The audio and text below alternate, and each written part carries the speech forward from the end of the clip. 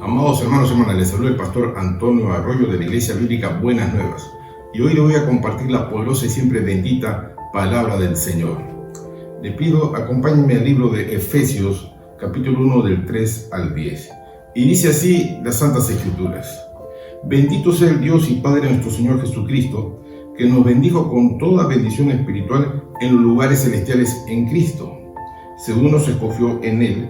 Dice, antes de la fundación del mundo, antes que se formara la tierra, ya nos había escogido, para que fuésemos santos y sin manchas delante de Él, en amor, habiéndonos predestinados para ser adoptados hijos suyos por medio de Jesucristo, según el puro afecto de su voluntad, para alabanza de la gloria de su gracia, con la cual nos hizo aceptos en el amado, en quien tenemos redención por su sangre, tenemos perdón.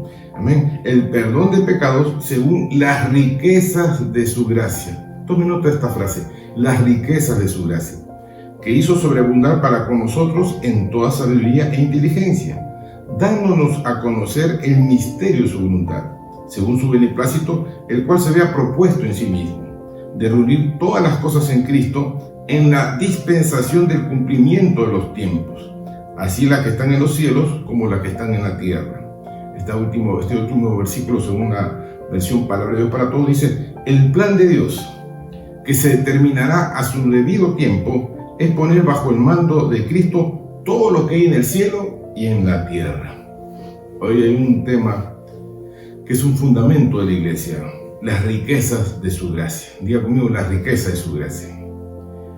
Ahora, una cosa es hablar de la gracia de Dios en teoría. Muchas personas usan solamente la Biblia en teoría. Y otra cosa completamente distinta es experimentar en nuestro propio ser, en nuestra propia persona, ¿no?, las abundantes bendiciones que se desatan cuando recibimos la gracia de Dios desde lo más profundo de nuestro corazón. Para ello tenemos que entender y diferenciar, ¿no? Una cosa es la palabra escrita, que es logos, y otra es la palabra revelada, que es rema. Por tanto, cuando recibimos un rema, una revelación de la palabra, esta revelación produce un cambio importante en nuestras vidas. Por eso es mi oración que usted que me está viendo, sea hombre, mujer, sea niño, sea joven, sea adulto, sea anciano, sea soltero, casado, reciba esta revelación de parte de nuestro Dios y que sea trascendente para el futuro de su vida. ¿Amén?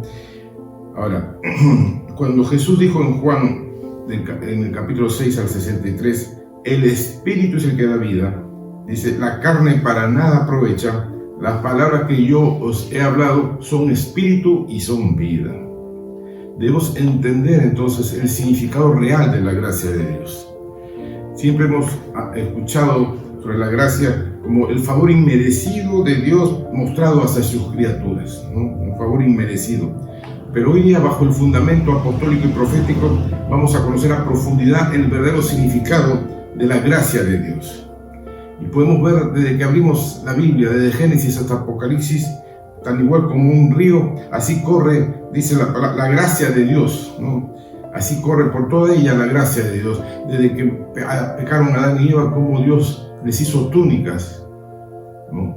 Los vistió, sacrificó animales y los vistió. Desde ahí hasta el final está operando la gracia del Señor. Aleluya.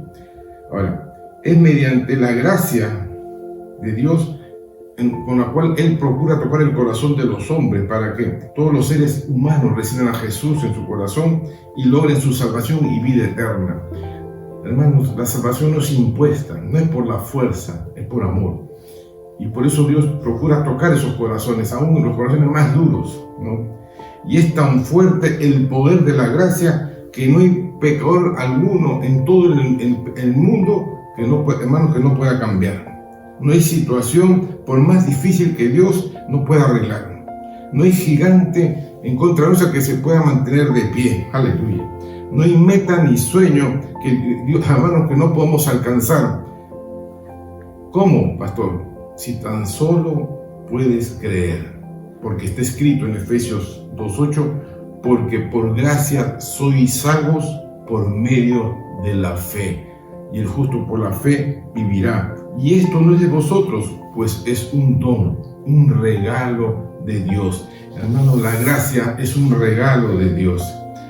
Vemos en el libro de Hechos, capítulo 6, del capítulo 6, versículo 8, y Esteban, lleno de gracia y de poder, hacía grandes prodigios y señales entre el pueblo. Cuando empezó la iglesia apostólica, hermanos, la gracia y el poder de Dios estaban sobre ellos.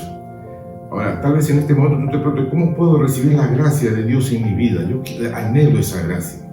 En Juan 3:27 dice, respondió Juan y dijo, no puede el hombre recibir nada si no le fuere dado del cielo. El hombre no puede recibir nada si no viene del cielo. En el libro de Santiago 1:17 dice, toda buena dádiva y todo don perfecto, todo regalo perfecto desciende ¿de dónde? De lo alto, del Padre de las luces, en el cual no hay mudanza ni sombra de variación. Aleluya. Tenemos que entonces comprender que la gracia de Dios es como una fuerza espiritual que te capacita, que te habilita para todo aquello que de otra forma no podrías hacer. Por eso todos aquellos que quieren hacerlo en sus propias fuerzas fracasan y terminan frustrados. Y si por alguna razón logran sus objetivos, es a través de mucho dolor y sufrimiento. Y lo peor, es de corta duración. No les sirve, porque las cosas de Dios no añaden tristeza, no, y son eternas. Tenemos que también ver que los profetas de Dios, los antiguos profetas, profetizaron e indagaron sobre la gracia de Dios. En 1 Pedro 1:10 dice, los profetas que profetizaron de la gracia destinada ¿a quiénes? A nosotros, a vosotros, si eran los que alcanzaron los últimos tiempos, inquirieron y diligentemente indagaron acerca de esta salvación. Que si los profetas querían saber más cómo iba a operar esta salvación. Y aún, hermanos, qué tremendo es esto. El mismo Pedro escribe que hasta los ángeles están expectantes de cómo obra la gracia en los seres humanos. En 1 Pedro 1, versículo 12, según la versión viviente, dice, en la última parte, todo está maravilloso, es maravillosa la gracia que aún los ángeles observan con gran expectación cómo suceden estas cosas. Porque la gracia fue destinada no a los ángeles, no a los seres espirituales, sino a los humanos, a nosotros que estamos aquí en la tierra. Por ello es importante que tengamos en cuenta si vivimos bajo la gracia o vivimos bajo la ley. Porque esto está ocurriendo en estos últimos tiempos, ¿no? Muchas personas no entienden la diferencia, no entienden la profundidad de lo que es vivir bajo la gracia de Dios. En Juan 1:17, en el Evangelio de Juan, dice, pues la ley por medio de Moisés fue dada, pero la gracia y la verdad vinieron por medio de Jesucristo. La gracia y la verdad están unidas, la gracia y la verdad. Por eso es importante que conozcamos como cristianos la diferencia entre lo que es la ley y la gracia. Todo creyente tiene que tomar una decisión si va a vivir bajo la ley o bajo la gracia de Dios, teniendo en cuenta que su decisión va a determinar si va a alcanzar la victoria en todos los aspectos de su vida, tanto material como espiritual. Aquellos que se alejan de Cristo o quieren vivir bajo la ley, dice la Biblia, que caen de la gracia. En Gálatas 5:4 dice, de Cristo os desligasteis, lo que por la ley os justificáis, de la gracia habéis caído. Aquellos que se apegan a la ley caen de la gracia. No solamente eso, los que deciden vivir bajo la ley, según la Biblia, están bajo esclavitud, están en esclavitud, como está escrito en Gálatas capítulo 4 del 21 al 26, que dice, decidme, lo que queréis estar bajo la ley, ¿no habéis oído la ley? Porque está escrito que Abraham tuvo 2 hijos, uno de la esclava y otro de la libre. Amén, acuérdense. Isaac, hijo de la promesa, y Israel, el hijo de la esclava, ¿no?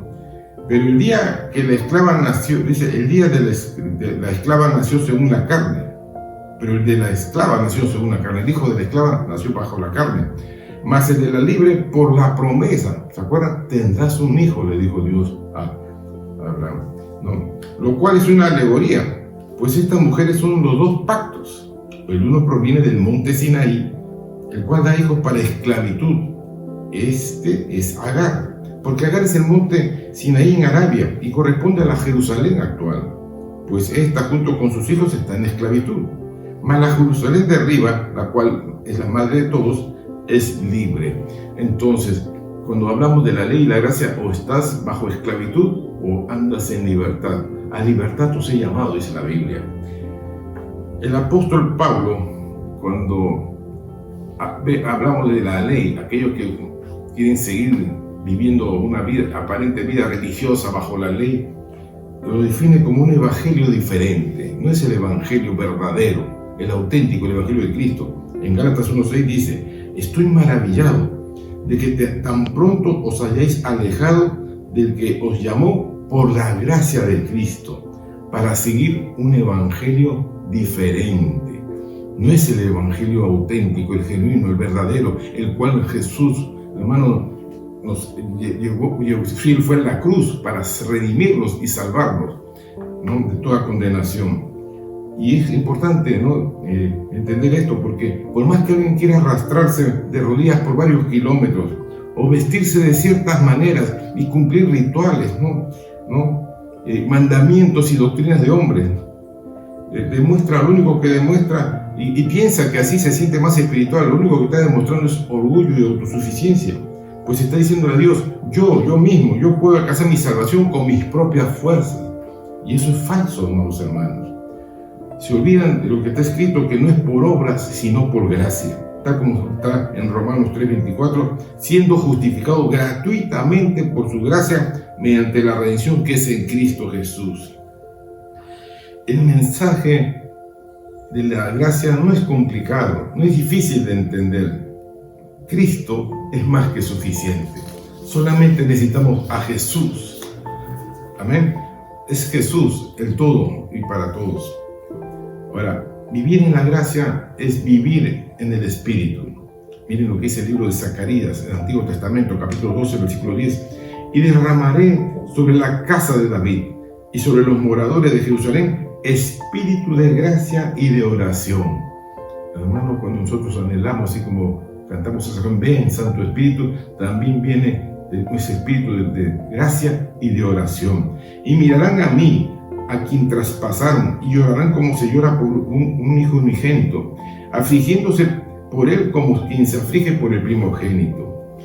En Hebreos 10:29 dice: ¿cuánto mayor castigo pensáis que merecerá el que pisoteare al Hijo de Dios y tuviere por inmunda la sangre del pacto en la cual fue santificado e hiciera afrenta al Espíritu de gracia?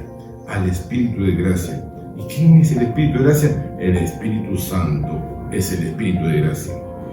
La gracia es el poder del Espíritu Santo para hacer con facilidad lo que no podemos hacer en nuestras propias fuerzas. De ahí la importancia de tener comunión con su Santo Espíritu, y que nuestro cuerpo, al cual Pablo lo llama el templo de Dios, sea una habitación agradable, donde la luz alumbre, donde el fuego por la pasión, por Dios, por Cristo, pasión por las almas, siempre esté encendida como estaba encendido el candelero en el tabernáculo y en el templo de Salomón. Debemos entender, hermanos, que esto es muy importante, porque los apóstoles, cuando empezaron la iglesia, actuaban bajo la gracia, como está escrito en Hechos 4, versículo 33, y con gran poder los apóstoles daban testimonio de la resurrección del Señor Jesús, y abundante gracia era sobre ellos. Abundante gracia era sobre ellos. La Biblia nos menciona que Pablo tuvo una experiencia extraordinaria, en que ningún otro apóstol, ningún otro ser humano lo cuenta como él lo dice, en el cual él llega hasta el tercer cielo. Por primera vez nos enteramos que hay un tercer cielo, y él vio cosas que no le fue prohibido decir.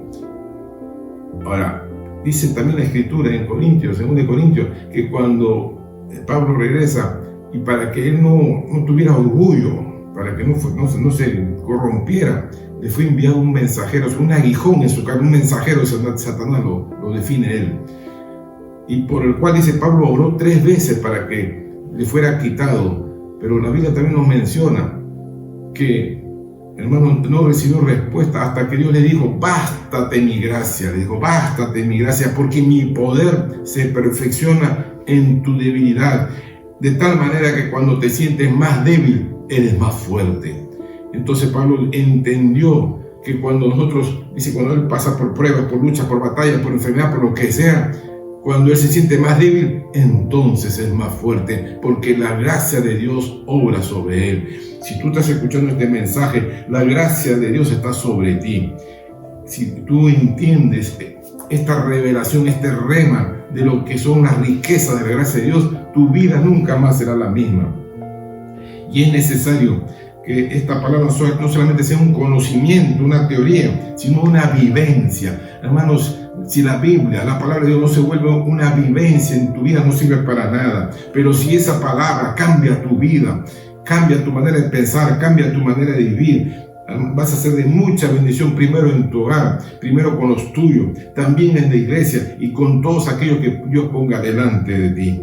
Es importante que caminemos, vivamos bajo la gracia de Dios. Hermanos, todo lo hizo Jesús por amor. Dice, de tal manera amó Dios al mundo. Quiere decir, hermanos, nosotros no servimos a Dios por obligación, por compromisos, por rituales, por religión, no, lo servimos por amor. Y cuando recibimos la gracia de Dios, todo lo que hacemos, lo hacemos por amor. De tal manera que si tú entiendes esto, serás un instrumento útil en la mano de Dios, serás una vasija de honra para el Señor.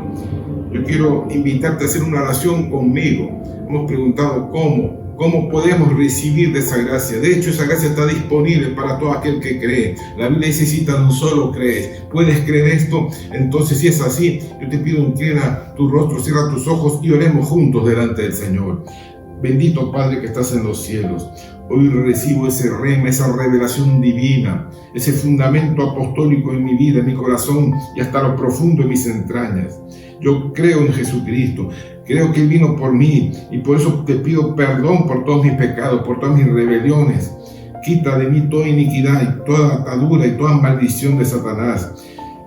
Recibo por fe el perdón de Dios. Recibo por fe el perdón por la sangre de Cristo. Y declaro que ahora Jesús es mi Señor y mi Salvador. Y ahora camino bajo la gracia de Dios. Y por esa gracia voy a terminar la carrera en victoria. Mi nombre ha sido escrito en el libro de la vida. Mi corazón ha sido sellado por el Santo Espíritu.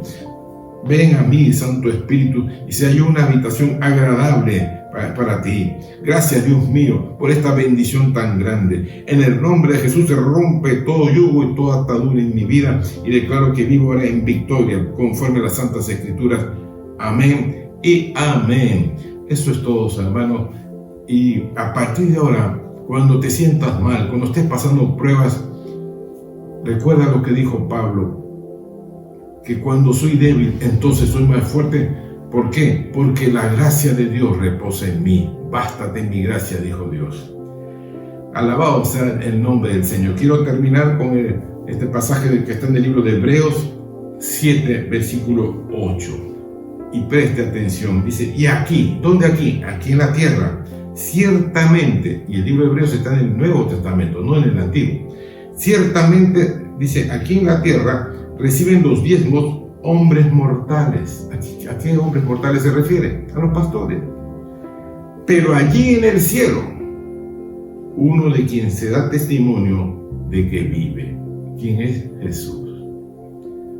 Cuando usted se da sus diezmos, en la tierra se ve que hombres mortales lo reciben, pero espiritualmente también lo recibe Jesús. Y de allí viene la bendición, porque toda buena dádiva proviene del cielo. No hay nada que pueda recibir el hombre, sino todo aquello que procede del cielo. Si tú estás bien, si tú tienes un buen trabajo, si las cosas te van bien, es porque Dios te lo ha dado. Por eso, cuando nosotros, hermanos, recibimos la gracia, somos gente agradecida. Amén. No permitas que el diablo te haga dudar, no permitas que el diablo te robe tu bendición. Hermanos, pongamos en práctica las riquezas de la gracia de Dios. Una vez más te pido que entres a nuestra plataforma de YouTube, de Facebook, que le pongas like, que comentes este pasaje de las Escrituras, que lo compartas con aquellos que no conocen a Dios y, como dice la Biblia, apoya generosamente para que este ministerio siga ayudando a muchas familias a salir del pecado y a salir de la esclavitud en la que están metidos. Dios les bendiga, nos vemos próximamente.